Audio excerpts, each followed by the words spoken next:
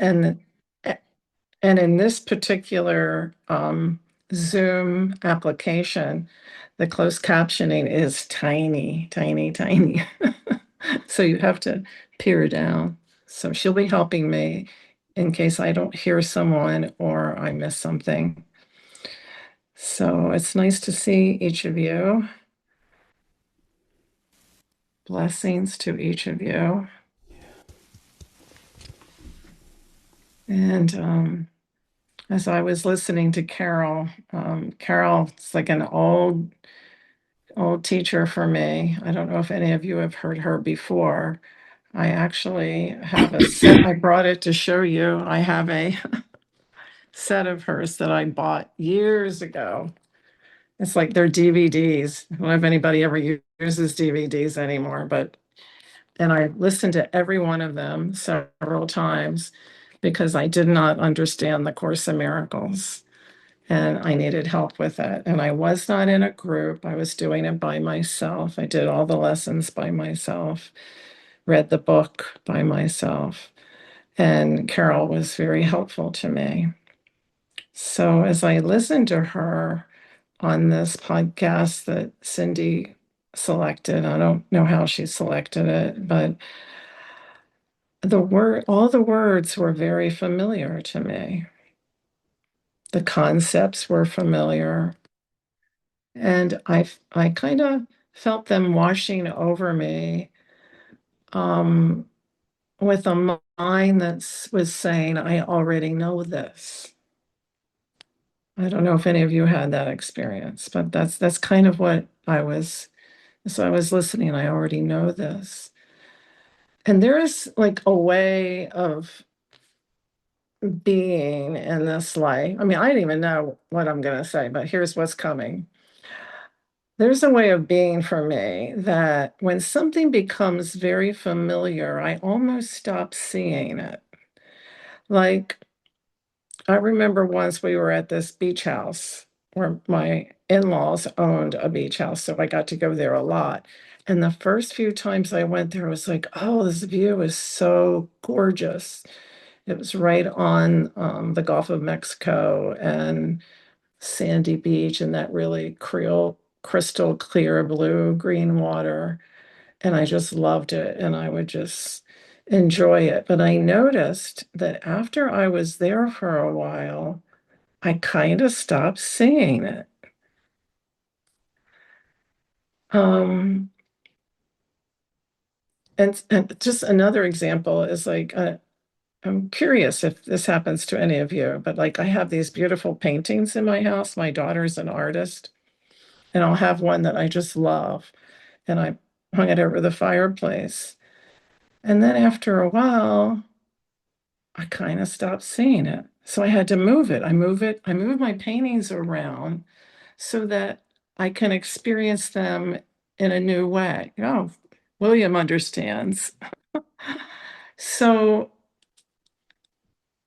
I kind of felt like that was happening with Carol. I haven't listened to her in a long time, but I decided to listen again with my full attention as if I were listening to it for the first time.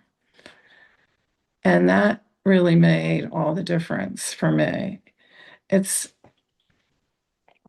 it's really the same concept as I mean, I have all these notes that I could read you what I think she said, but to me, this is more important. It's like Williams being in the moment, being in the now. And it's, I get to experience all of life, not just the views or the paintings, but I get to, if I remember, to live each moment as a fresh moment in the now moment and let go of everything I thought I knew about it or about what was going to happen or has happened in the past. And that was one of the things that jumped out at me the second time I listened to her. She said a lot of really good things. She's a very clear teacher, I think. Very simple, very fundamental, very clear. And I like that because I can get lost sometimes in the mind trying to figure everything out. So with her, I mean, some of the simple things that she pointed us to were um, one of the main ways of healing is through relationships. No, there's a lot that could be said about that. But before I do, I want to talk about something else she said. She said that we have two choices about where our attention goes. And the focus of my attention determines the quality of my experience. And I thought, yes, yes. The focus of my attention determines the quality of my experience. A lot of times we talk about we're in a dream, but I find that when I focus my attention, I'm not in the dream anymore. I wake up from the dream. I know that sometimes when I'm listening here, I get the impression that the dream is interpreted as that we won't be out of the dream until we leave the body. But I don't really think that's true for me. I wake up in the dream, in the moment. And what she was saying, that we had the two choices. One was for the care and maintenance of our ego, which we spend a lot of time on, or we are we give every moment to guidance, every moment to the Holy Spirit, if you want to call it that, in us, to the I am that's in us. That's the moment. Those are the moments of awakening and seeing things differently. And Carol said something else that really grabbed my attention the second time when I was focusing and I was attending to it. Um, that the Course in Miracles is not about negotiating the world in a different way. I can't tell you how long I thought it was.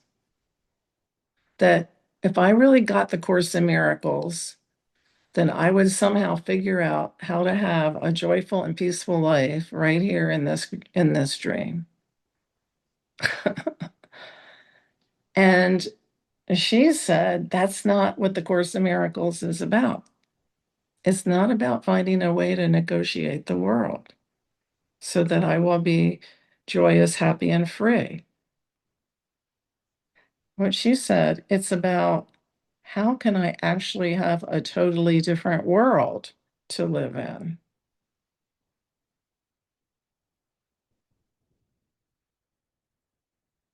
Now, isn't that kind of shocking? I know I'm getting something fresh when I'm shocked by it, when I think, how can that possibly be? When it doesn't just roll off of me like another statement. You know, I can live in a totally different world as I keep discovering and releasing things I hold on to. And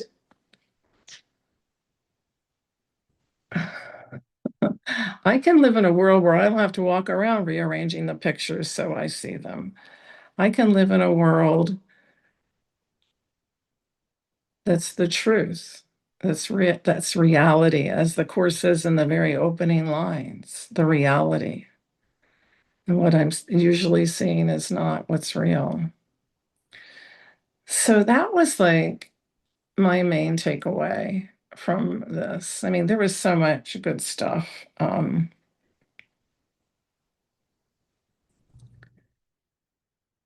I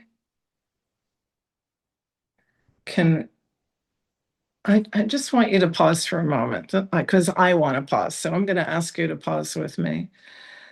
Just pause and just feel the joy that you know is there.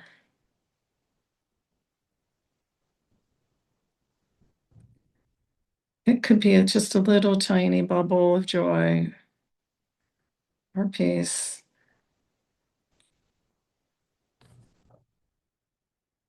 Just kind of like the joy that could be translated as the life that's in us that's just running. There is holiness running through our veins, coming out of our pores. God is everywhere around us. He's in us. He's in our taste buds. He's in all the senses, in everything. And when I give my attention to that, that's when I'm experiencing reality. And that's where the world I'm in feels real, true, alive. And I believe that's what Carol was pointing, at least pointing me to. And she said, it's not about just trying to negotiate the world in a different way. It's actually having a different world. And so I get to, no matter what is happening, there can be, which there is, discomfort in the body. There can be challenges in this seemingly real world, but I get to experience it with a lifting up of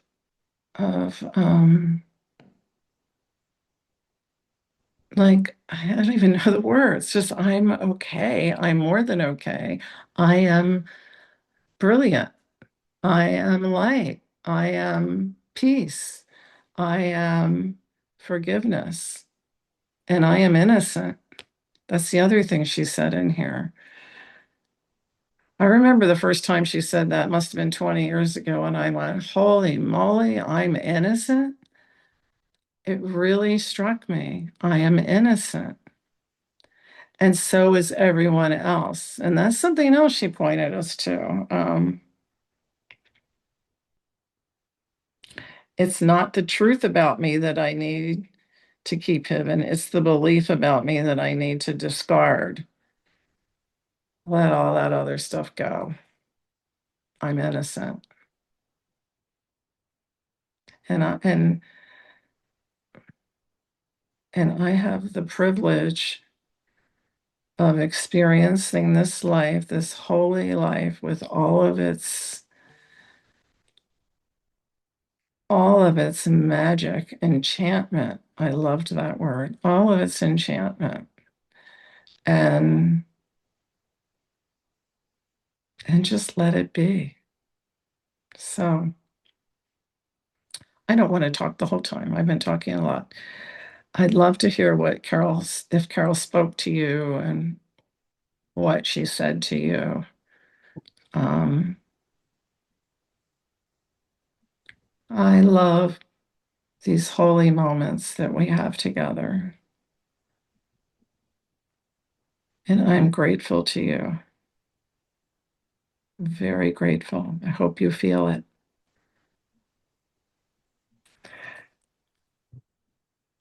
I feel it. Thank you, Sandra. There are tears in my eyes. And I'm going to call on William. Wow. So I heard several things I hadn't heard before. And I loved your discussion of the familiar. Oh my goodness. Because it is when you move that picture from one place to another, it is when I listen to this one person and then I hear another speak it. It's, oh, that's a whole different picture or a picture inside me I get. And I remember years ago, I had a buddy that he did a lot of traveling, speaking all over the country. He talked about when he come home and his wife would pick him up at the airport, and he would love as they're going down the plane, he'd stay maybe 5, 6, 7 feet behind her, and he'd look at all the people along the edge and watch their eyes look at his wife because he get to see her with new eyes and Yeah. how beautiful she was. Yeah. But he got used to it and he could see it anew, anew, anew, like in the moment, in the moment, in the moment. And that's what I see. And as you said that, and then another thought, it's like I just love it when I listen to other people because they see, yes, I know it. I love what you said. I already know that. Well, yeah, but my memory is so, yeah. And so it's hearing it anew through other people. And then that's why I love it when I don't know what to say because I get to hear it anew from somewhere in me in this space. So I tell you, just that not negotiating the world because, oh, I love to take a tool and apply it. I knew spin in tennis. Oh, wait till I use that one. But it's like seeing a whole new game. Yes. It's not Yes. even tennis anymore. It's just I love this person. And that's what I used to feel with my sister because she keep beating me. She's a little older. I just loved it because we just got into that place where it just it was so much fun and love that was always there. It didn't matter who won the point in a way. So I just love what you share. I love it. And it is familiar. It's not familiar. Both. Thanks. Thank you, William. I'm going to hand the mic over to Julie. Good morning. Excuse me. Good morning, all. Well, it's afternoon for you guys. Oh, Sandra, thank you for that beautiful introduction. I can just listen to your voice. That'd be a good meditation for me. Yeah. I really was really moved by Carol. I listened to it 3 times yesterday, at different times. And she described, there was a lot, and you covered a lot. The one that really struck out to me, and Lottie touched on this yesterday, was the people pleaser. And I really zoned in on that because we kind of touched on it yesterday. And it really made sense how she explained that. And I could see that with me, how that started. And it really made sense. I was like, oh, okay. And I liked how she said, then once you recognize it, you can, continue, you can heal. The other thing I liked, well, there's several, and my brain will probably forget some of them. I'm sure you guys will bring it up. Um, I've learned this in AA where, if you point the finger at someone, there's three pointing back at you, or if someone gets on your nerves, it's something about you. And so when she was saying the people that get on my they're my liberators. And of course, I was thinking of the president for me. He's a big thorn in my side, and he still is. And I'm really working on that. But I have my human issues with that. My humanness comes out a lot with him. But I saw that, and I knew he was bullied. I knew his early childhood. But you hear, I don't know for sure, you hear that, and I've always recognized that. When people are mean to other people, they've been attacked themselves. And so, which she said that I really resonated that, and I really just wanted to give him a big hug, and then I wanted to tell all the people that are in his circle, being kind to him, or even everybody else. Okay, let's stop talking about all the negativity. Let's bring kindness to this man. Yeah. And that really moved me. And so that's how I thought, okay, I got to start doing that myself. So that was very freeing. And the forgiveness, oh, whoa, that was really very wild, interesting for me because yes, you're taught therapy and everything. Someone's done it to you. You got to, but I need to forgive myself. And she said that most people, and I get this right, correct me if I'm wrong, that when they come to her, it's because they feel unworthy and shamed. And I thought, bingo, ding, ding, ding, ding, ding.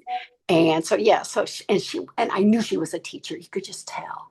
Or she was. And what a gift she's been to all of us. And I agree with you, Yes. Sandra. For me, this is, first time I've heard her, but it really resonate with me as far as, continuing to learn about ACM, and it is all about love. And so she said, we just to continue to give the love how you want to present yourself to each other. Like I was at the grocery store. So, to be kind to everyone that I meet and be sincere about it. And that was it true, because we can all be, well, hi, how are you? But it doesn't mean we're being sincere. And so be that true love. And that all resonated with me. So thank you. Thank you for whoever recommended this. Thank you, Julie. I think you pointed out something that was so important about what she said. She said, the course is just about learning, going inward and defining that peace and joy of who we are. And she said the one main way of doing that was in the crucible of our relationships. And a crucible is not something pleasant, is it? And then she said, there are learning partners. And that I remember that from, because I was doing the course on my own while I was in a 12-step program. And so whenever I'd be like irritated or judgmental about someone, I go, oh, there's another learning partner. And it really helped me to turn it around, my learning partner. And what am I learning? What is it that I'm learning? I really, really rejected the idea that we had a phrase, if you spot it, you got it. I did not have that. That's what I would say. No, the reason I don't like it is because I don't have it. But what I learned from Carol, because she does a whole thing on that, was what I didn't, it was what I had some unconscious things that I was not aware of.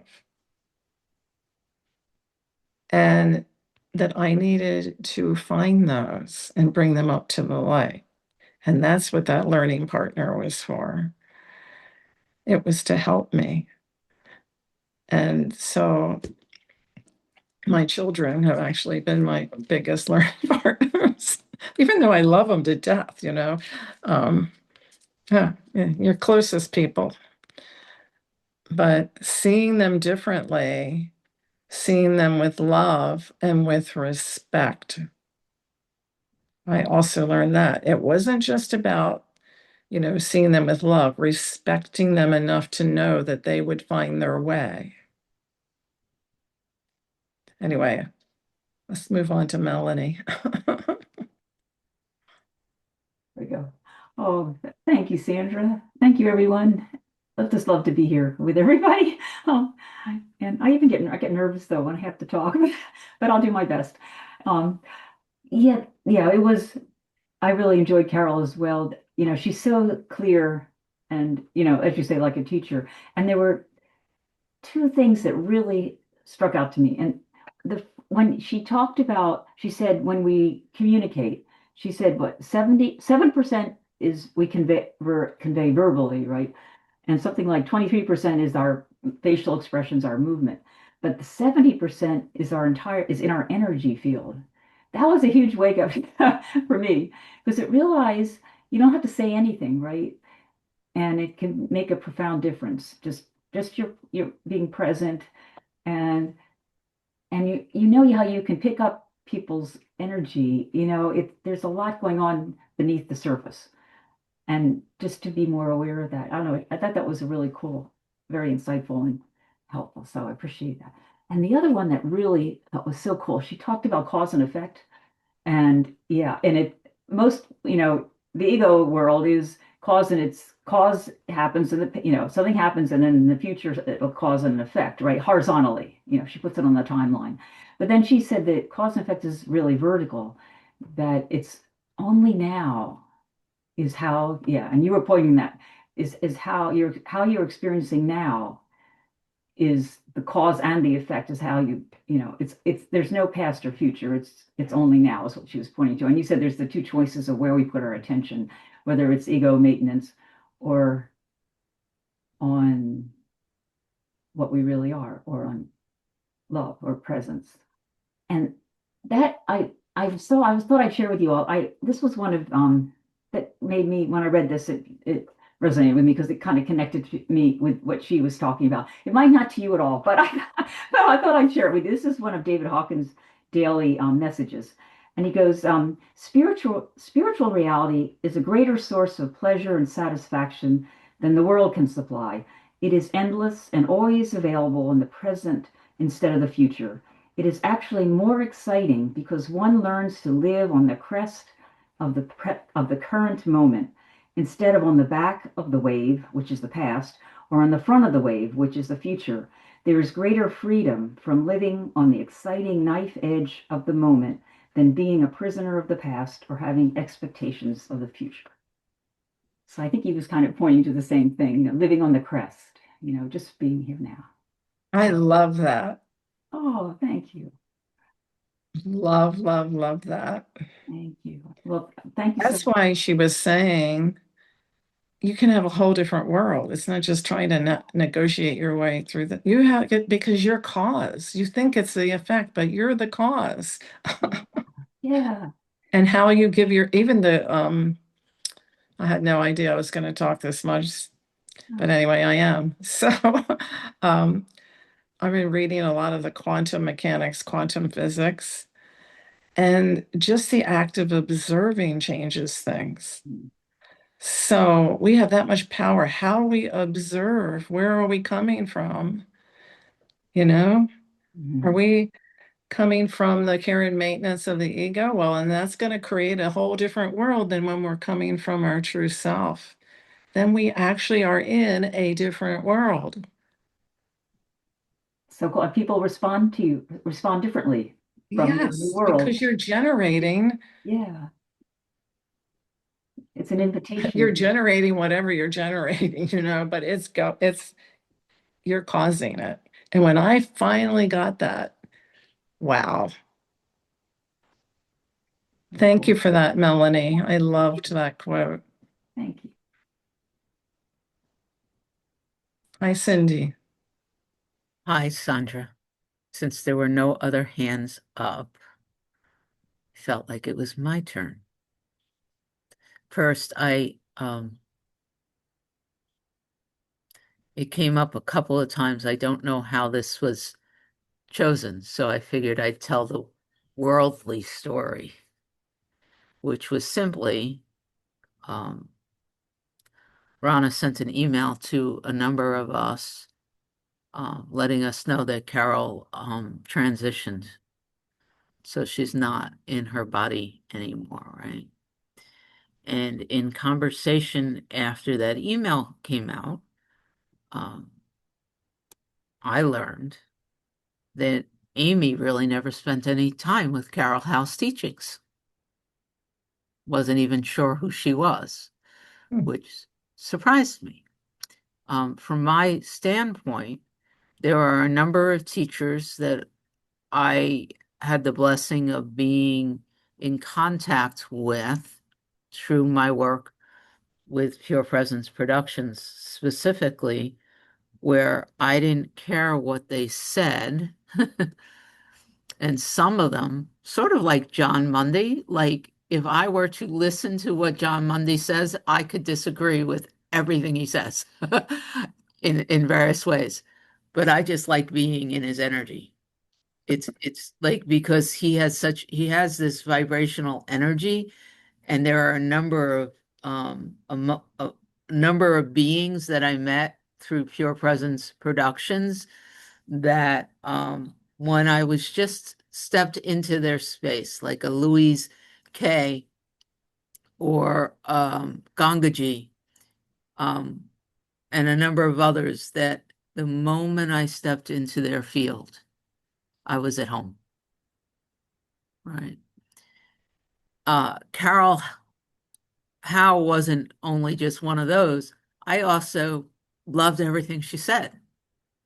So John Mundy and Carol Howe, for me, were the two people alive who also had direct relationships with Helen and Bill Thetford.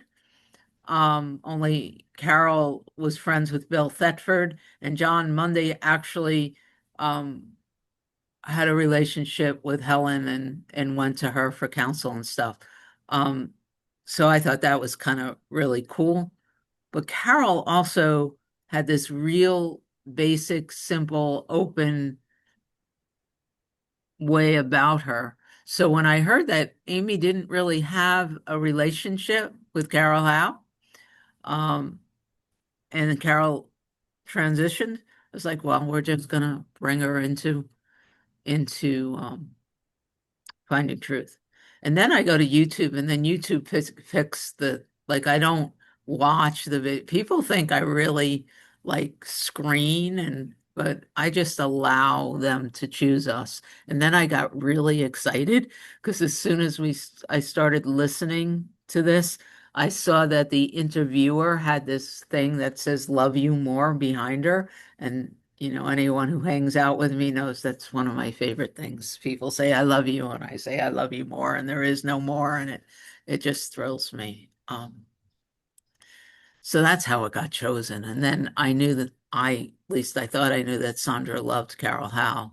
And so I extended the invitation for her to facilitate, which she said yes.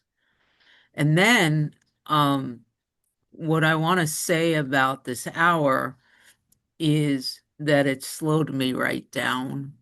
I recently heard a teacher state that in the New Testament, Jesus says the meek will inherit the earth. The Aramaic translation of the word that we translated as meek in English is actually simple. And Carol Howe takes what the ego wants to make complicated, and she makes it really, really simple enough so she slowed me right down listening to her. And Sandra pointed to this, oh, the ego wants to say, I know that, I know that. Well, I was listening to her. The question that arose was, am I practicing that? And over and over and over again, I was given examples coming right up into my consciousness of where I wasn't and where I could. So the simplicity of the pointing, she literally said the first thing she said was, the main message of the Course in Miracles is non-dual. Like I had to Yes. write it down as a quote. The Yes, that whole is. teaching of non-duality, the main message of A Course in Miracles is non-duality. There really is only oneness. That's the way she started the teaching. And I was like, Advaita, Advaita and ACIM, we're going to do it in 3.5 hours or however many hours. And she also said it was so interesting. She said, as far as I am concerned, this is the most important text that's been written in the last 2,000 years. And I couldn't disagree with her. And it was so fun because the teachings that I love so much are the teaching like the Vasista Yoga. No one knows when it was written. The Bhagavad Gita. No one knows when it was written. The Tao has been translated more times than you can count, but no one knows when it was written. Everything that I spend time with since points back to these beautiful teachings. So, um,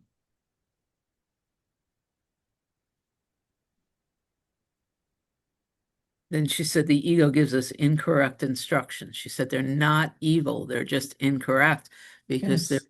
based on a false assumption. This is, everything that's based on separation is based on a false assumption. So we don't have to call it evil. It's just not true. It's incorrect. And I'll leave it there because, I also have pages and notes. But what I really want to say is for me, she slowed me down. This understanding of the simplicity of the teaching, and the course is simple. And it's an instruction manual. Am I following the instructions? So, Lonnie, I saw it, by the way. Um, shall I call on Yeah, I just wanted to say that right after she said the main teaching is non-duality, she said the main way of getting to that experience of non-duality is to heal our relationships. And then she spends the whole rest of the time talking about how to do that. So it's like, don't you just wish sometimes that that vision would just be like Tinkerbell with our magic wand and go ding, now you see, now you're not, now you have it. I mean, but she said, no, we have to go through these relationships to get there. And that just makes it, and then she tells you how. So I love that. Did you call on Lonnie, Cindy? Well, Lonnie's hand went up and then it went down again. So I'm just highlighting that. So it's either Lonnie or Alice next. I think Alice is next. Hi, Alice. Hi, good morning.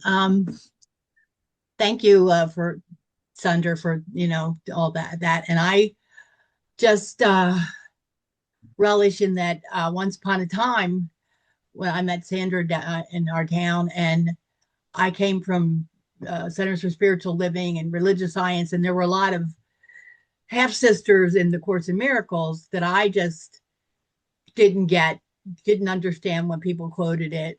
I had been around Monday, there's a lot of crossover, but I somehow, the Course in Miracles just seemed not a match with me at the time. And then I met Sandra, and it was Sandy, I'll call her. And I guess it was 2000, before COVID. We went to Sandy's house, four of us. Sandy offered to show the Carol Howe tapes and introduce us. And I went on for, I don't know, not long, but a few weeks, maybe a couple months because of COVID. And then we moved to Zoom for like 6 years. And so I honor, her, it's Sandra's offering her teaching to us. And then to listen to her yesterday. And I have a lot of notes too, but I think it reminded me that a big thing was to be able to trust my guidance, to trust inspiration. Yeah.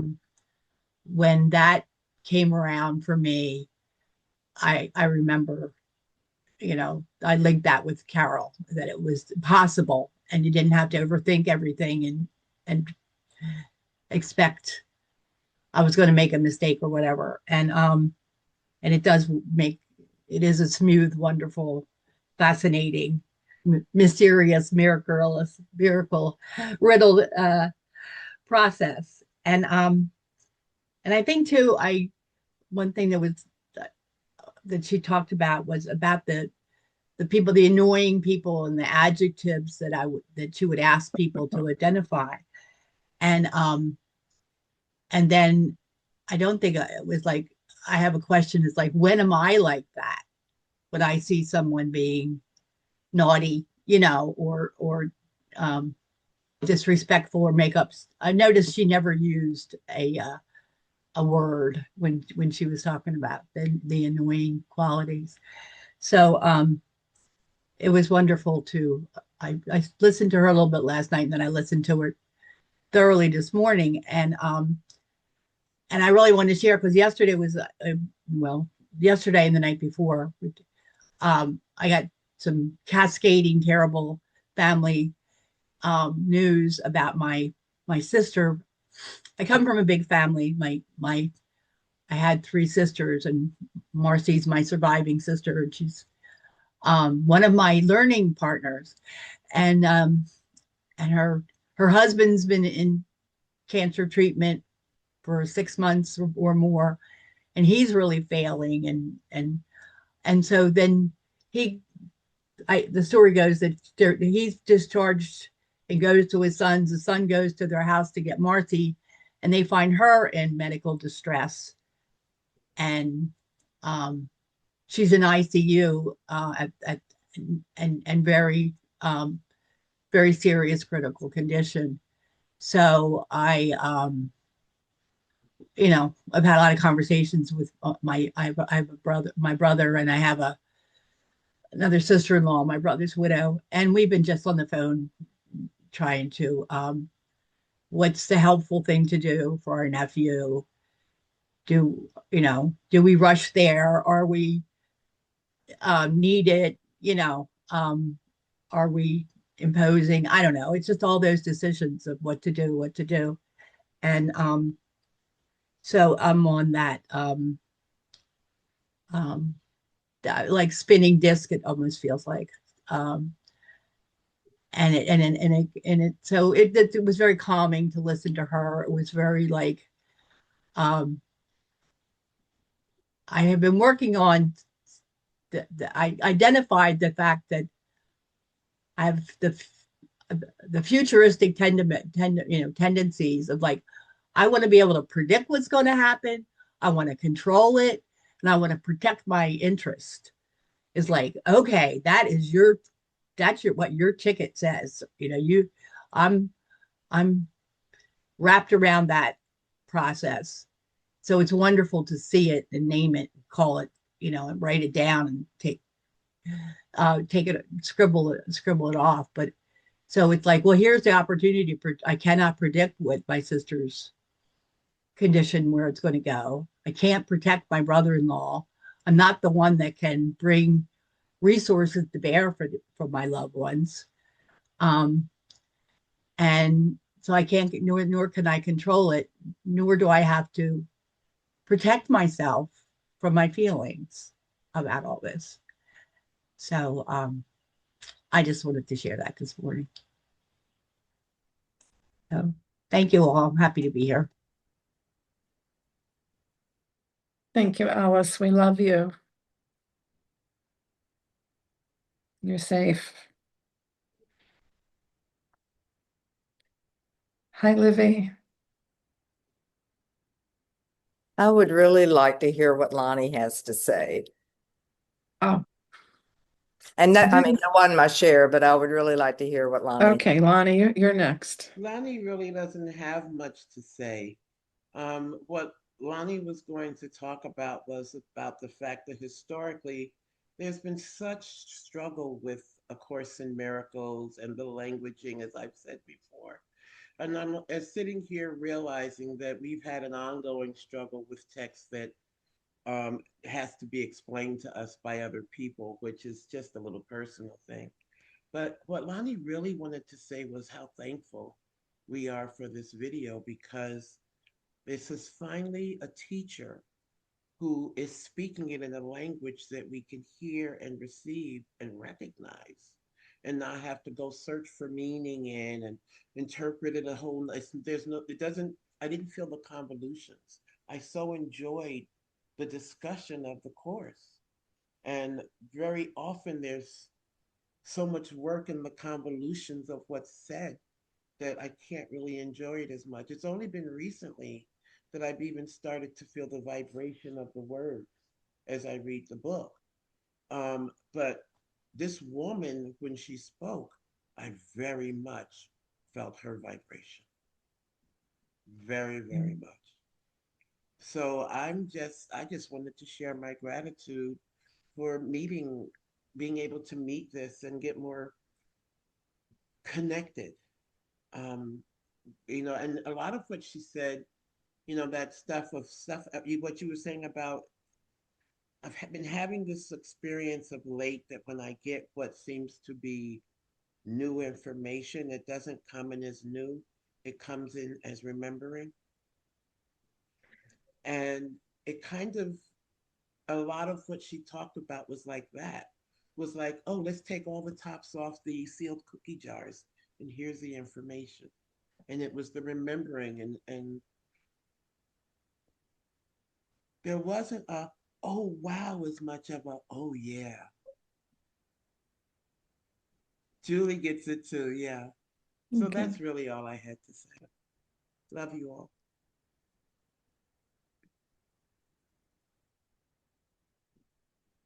Love you too, Lonnie. Alice, just sending lots of good just feeling the love all around you. Just feeling the love all around you. What I was going to share was about a month ago, I felt the body really forgive. So this is interesting how this plays out. I felt my body really in forgiveness, totally and completely, of my parents. Then what came up last night, actually after listening to Carol, was there's nothing to forgive. Mhm. They are just, they are the love and the light. And they were just mixed up in their conditioning. And it helped me get a deeper understanding, I guess, of what ancestral healing, I think, really is when you see the love and the light that everything and everybody is. But I just wanted it, yeah, it's remarkable. Or as Cindy says, it's extraordinary. It's just extraordinary. And what helps this expression keeping cognizant of the energy specifically in my space, if you need help with that, I highly recommend getting an animal. Getting an animal. It will let you know what the energy is in your space. Yeah. And I'm real grateful for the 4 I live with who keep me in tune with that, especially Angus. Because if he's not feeling the energy, he'll just kind of go away when I go to pet him. And this past Saturday, and he'd been doing that for a couple of weeks, and I didn't know what that was about. And this past Saturday, when I spent like 4 hours just grieving and releasing and grieving and releasing, and when the last big release came through, I was kind of laid back like that, and I felt a plop in my lap, and it was Angus after not wanting me, and they let me know. So thank you so much. I so enjoyed this video. Thank you so much.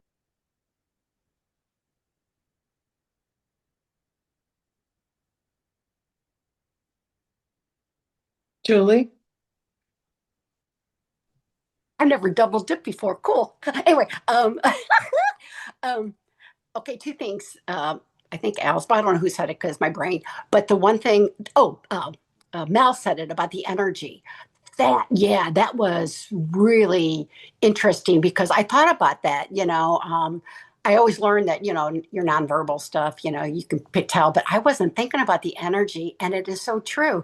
So I was thinking about that. I'm thinking, okay, so when it's like if I'm with my sister, how is truly my energy?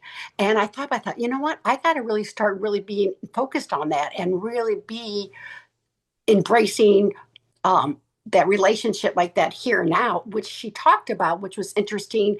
How she said, whatever people said to you in the past, even if it was 5 minutes ago, it's over. Stay in the now. And that was also very freeing because, you always hear that, I've had many years of therapy, and a lot of it was, the verbal abuse and things like that. But it's like now when I listen to her, it's like it's over, it's past. And yesterday, last night, we FaceTime with Dean's sister because she's coming in town Wednesday. And I assumed, I know they're coming for Wednesday, but I thought we would spend the day with her too on Thursday. But she has other plans with the other sister. And the old me, well, okay, a little bit of me did get a little hurt. I've got to be honest. I was like, oh, okay. But then I was like, well, she wants to spend time with her sister, and I get that. And it's okay. because my other girlfriend is coming to town that same week, and I got an extra day to spend with them. And so if I can, but I'm grateful for this program and grateful for listening to Carol, because when she said all that, I really had to look at, okay, how am I, really doing this? So, yes, and kudos to what everyone said, and especially Lonnie, how, yeah, you get it. It just, I just can't keep talking about this. It's just really, So, yeah. Anyway, thank you, thank you, thank you. Thank you, Julie. Cindy, who is next? I can't tell. Lonnie. Lonnie. Hi, Lonnie. I'd So love to hear from you again. I'm double dipping too, Jules. Whew. Yesterday I brought up this video because it was so strong in me, and now I've had 24 hours to walk with what I talked about. What I'd spoken about is her talking about people pleasers made me start asking some internal questions. And I realized an agreement that I had made very, very young, from walking through that childhood feeling like an inconvenience in the lives of the people that I was with. Yeah. And also recognizing or telling the story that some of the what people call horrors that happened in this childhood were because I was convenient for those people to do those acts. So that was rolling back and forth. And listening to that, what came out was, oh wow, in that experience, I decided that if I could make sure I was useful, then people wouldn't experience me as inconvenient. So I spoke about that yesterday. And I think I even spoke about this sense of like almost a layer being pulled out. 30 years ago, I wrote in another part of my life, I'm a memoir teacher and memoirist. And 30 years ago, I wrote a piece about the veils of life, and about these veils that drop down over us as we have experiences that begin to really color life. And that as we heal, ultimately all those colors just blend until you can't even see any of what's true. But that as healing begins, some of those veils maybe start to disappear, and the life brightness of life comes back through. And I realized that yesterday when I talked about it feels like this thin veil has been pulled out, I realized that it's a much thicker veil than I knew. And that it walked in my movement with me. I mean, from the moment talking about it, every movement, I was just aware of where it has been and how it has impacted, how it has, in many ways, limited just even feeling safe in places. I mean, just all what got attached to it. And so that's why this wasn't some thin little veil of experience. It was a whole collection that colored everything. And now that it's gone, I mean, I went out when I got on this call, I was coming back for a meeting with people I meet with every week. And it was such a different meeting because I was different. Because of what seemed like that one little layer that right now I just can't find. So I just wanted to share that too. It really had an impact. Thank you. Thank you, Lonnie. Hi, Cindy. Oh, I get to double dip too. And then I'll hand it to Rana real quick. There's a yearning and an inspired statement to just slow things down for a moment and acknowledge Alice's share and the rawness and the vulnerability. And my heart is just blown wide open that we've created a space to bring that to. And I also am really inspired to just confirm that you're complete in your share. Like there's something in me that wants to give you a little more space. If there's anything more with what's going on in the moment that. I don't think so. I am most grateful that this container is here, And and it's a kind of I guess it's a shame for me to just say stuff out loud and like, um, but it's such a helpful thing to be able to say this is where I am. Thank you. Well, I just really want to say I'm holding you in my peaceful, healing, open, vulnerable, tender heart, you know. I, and I am at your service. That was all. Rana's got her hand up. Hi, Rana. Hello, Sandra. Hello, everyone. And yes, I'm honored, Alice, that you felt comfortable enough to share that here, you know. And I'm just hugging you. Just hugging you. I very much enjoyed this YouTube video. You guys have touched upon everything that I enjoyed as well. Carol is a very clear teacher.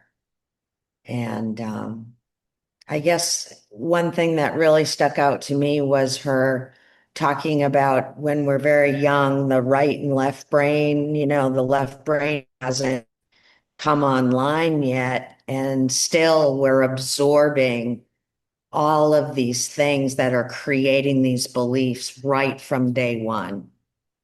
And so that combined with the idea of innocence really sticks out to me. I didn't ask to feel separate. I didn't intend to come here and be this. It just brings so much gratitude to be on the further on the journey where I can experience that well, it's a dream, but I mean, I'm here to have the experience of it. And with these types of reminders and teachings, I can question how I'm seeing something. I can question the thoughts that are coming up in the mind. And, just a simple reminder that there really isn't a you, a me, and a them sometimes can deflate a lot of the chaos that's being created by that listening to the ego mind. Yeah. So, yeah, I found her wonderful, and this discussion was wonderful as well. Thank you. Thank you. Well, we're almost at the end, and there's something that Carol said that it may have been highlighted, but I'd like to repeat it if so. She said, there is a way to heal. But she said, you can't heal alone. And that's kind of ironic that we think we can heal alone when we keep saying we're not separate. I think I misinterpreted all of that because I thought, well, I am healing with God. I'm healing with my source. But what I got very strongly when she said you can't heal alone was some of the things she said about how we are with other people. She said, whatever it is that I want for someone else is what I will experience. Now, that means if I'm carrying any resentment or any feeling that somebody needs to be brought to task or whatever, that I'm going to experience that because I am them. I mean, it's Jesus, do unto others. She said we have to have a genuine desire, wanting them to experience their goodness, their innocence, their right to be here. Lonnie, their right to be here. Regis, wanting them regardless of their actions. And I just wrote all that down, and because it brought up for me that, oh, I'm thinking I'm healing me, but only way I'm healing me is if I'm healing them.